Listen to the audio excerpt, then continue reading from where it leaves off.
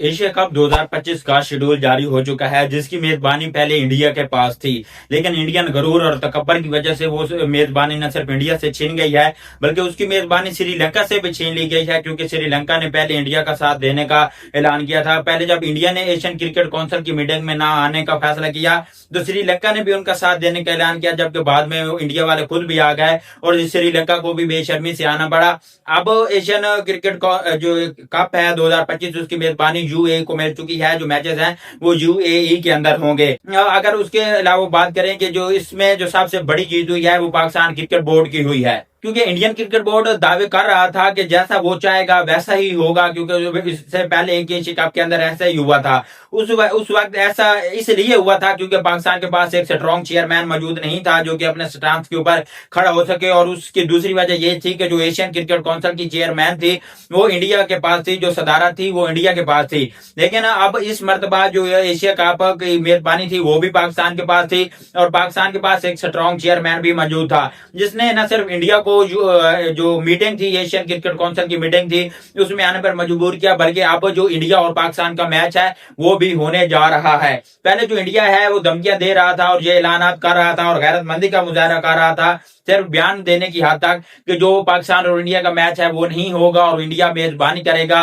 और उनको ऐसा ही लग रहा था कि जैसे जो लेजेंड लीग हो रही है, जिसमें जिस तरह उन्होंने उसमें आसानी के साथ बाइकआउट कर दिया है, शायद ये इसी तरह वो समझ रहे थे कि एशिया कप में भी इंडिया इसी तरह आसानी से बाइकआउट करेगा। लेकिन वो लीग और है और ये एशियन क्रिकेट काउंसिल का जो कप है ये और है। इसका ताल्लुक आईसीसी से है और एशियन क्रिकेट काउंसिल से है, और तमाम मुल्क के जो बोर्ड हैं वो इसके जिम्मेदार हैं। लेजेंड लीग हो रही है, उसका ताल्लुक जो है वो किसी भी आईसीसी के इवेंट से नहीं है, किसी भी आईसीसी के मुतल्लिका बोर्ड से नहीं है, ना तो उसका ताल्लुक पीसीबी से है, ना बीसीसीआई से है, ना इंग्लैंड क्रिकेट बोर्ड से है, ना वेस्ट इंडीज क्रिकेट बोर्ड से है। वो एक प्राइवेट लीग है और उसमें उसके अंदर जो भी होता है उसका जिम्मेदार आईसीसी या किसी भी मुल्क का क्रिकेट बोर्ड नहीं है।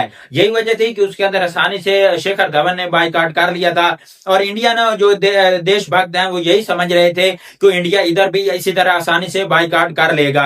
बाइकआउट करना आसान है, इतना मुश्किल नहीं है, लेकिन ब्रॉडकास्टर को बनाना बहुत मुश्किल है। ब्रॉडकास्टर जिन्होंने इवेंट के अंदर करोड़ों अरबों रुपए इन्वेस्ट किए होते हैं, और उन सब उन्होंने जो अपना रेवेन्यू इकट्ठा करना होता है, जो अपनी प्रॉफिट इकट्ठी करनी होती है, जितना भी इन्वेस्टमेंट किया होता है उसका 2 गुना 3 गुना या फिर 4 गुना जो निकालना होता है वो सिर्फ एक ही मैच से निकालना होता है, और वो पाकिस्तान और इंडिया का मैच है। जब भी ब्रॉडकास्टर मुआहदा तय करते हैं किसी भी बोर्ड के साथ, तो वो सबसे पहले ये तय करते हैं कि इवेंट के अंदर पाकिस्तान और इंडिया का मैच जरूर होगा, और पाकिस्तान और इंडिया जो है वो एक ही ग्रुप के अंदर होगा। यही वजह है कि पिछले 4-5 साल से जैसे ज्यादा कर्जा लगा ले, जो भी पाकिस्तान और इंडिया का मैच होता है, जो भी इवेंट होता है, चाहे वो ओडीआई हो, T20 हो या फिर एशियन क्रिकेट काउंसिल हो, पाकिस्तान और इंडिया एक ही ग्रुप में शामिल होते हैं और उनका आपस में लीग के अंदर भी मैच होता है। तो उसकी यही वजह है कि ब्रॉडकास्टर ने पहले से मुआहदा तय किया होता है कि पाकिस्तान और इंडिया का मैच जरूर होगा। इसलिए इंडिया के बाइकआउट के सामने जो सबसे बड़ी रुकावट होती है वो ब्रॉडकास्टर का मुआहदा होता है, क्योंकि बहुत भारी मुआहदा होता है। अगर वो इंडिया मुआहदा मनसूख करता है तो इंडिया के बोर्ड को सबसे पहले ब्रॉडकास्टर को काफी ज्यादा नुकसान होता है, जिसके बाद आगे से जो ब्रॉडकास्टर हैं वो इतना बड़ा मुआहदा नहीं करेंगे, महंगा मुआहदा नहीं करेंगे, जिसकी वजह से जो है वो आईसीसी को भी नुकसान होगा, बीसीसीआई को भी नुकसान होगा, इवन के तमाम क्रिकेट बोर्ड को नुकसान होगा।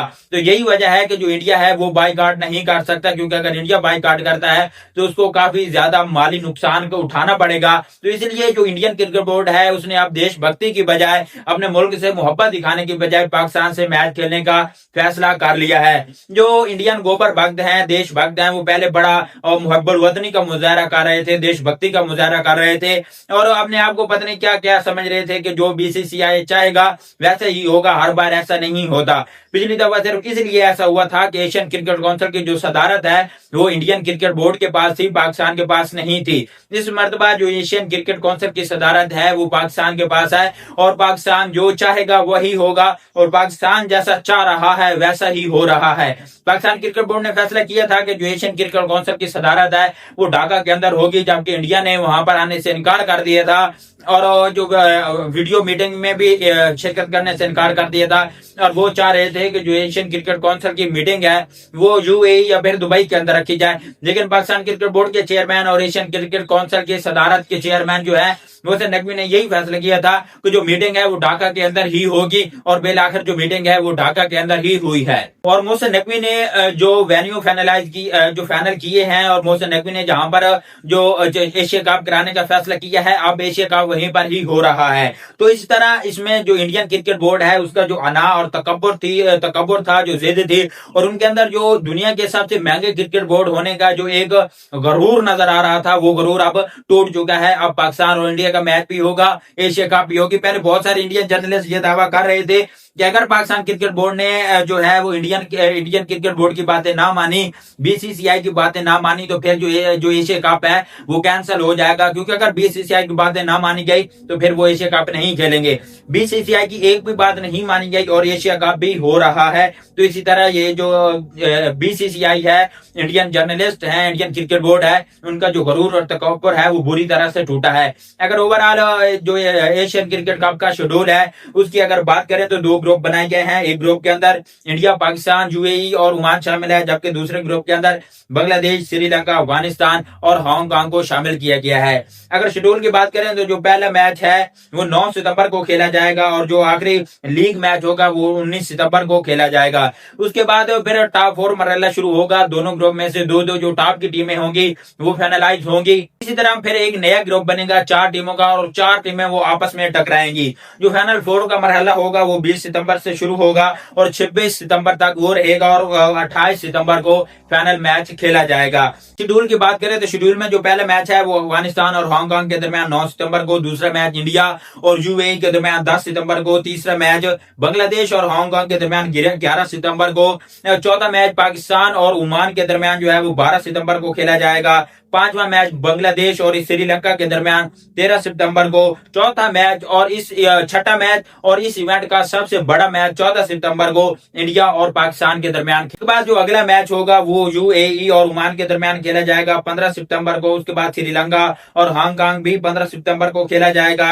16 सितंबर को बांग्लादेश और अफगानिस्तान के दरमियान मैच होगा। फिर पाकिस्तान और ओमान के दरमियान जो है वो अगला मैच होगा 17 सितंबर को। फिर बांग्लादेश और अफगानिस्तान के दरमियान 18 सितंबर को और आखिरी लीग मैच होगा इंडिया और ओमान के दरमियान जो कि 19 सितंबर को खेला जाएगा। उसके बाद फिर टॉप 4 मरहला शुरू होगा और 28 सितंबर को फाइनल मैच खेला जाएगा।